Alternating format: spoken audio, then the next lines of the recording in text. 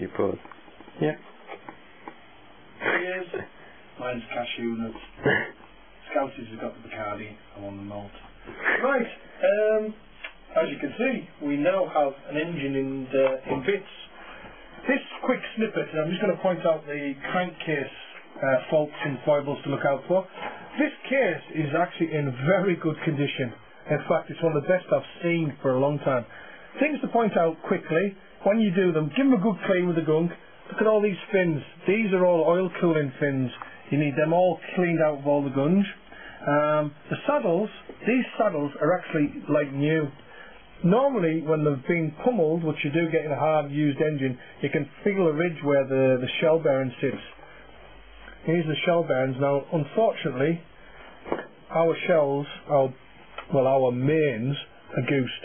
You can see where the metals come up and left the copper backing on it. Having said that, which I'll go into in a minute, the crankshaft itself is in beautiful condition. And they do say these engines have virtually indestructible bottom ends.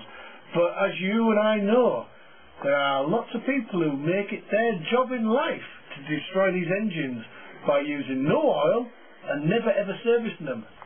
You've just bought it off him. And don't you doubt that this engine might have a fault somewhere, because they'll tell you it hasn't, and I'll guarantee you'll find one. Now, the other thing as well, quickly, we took all the bolts out on the case, or so we thought, and yet we still found 2 bolts that wouldn't allow the cases to split. When you get all the bolts out, a very little tap will get the case to sound in with a dull thud, and a little more tap and it starts opening up. If it doesn't do that with a little tap, don't use a bigger hammer. It doesn't work.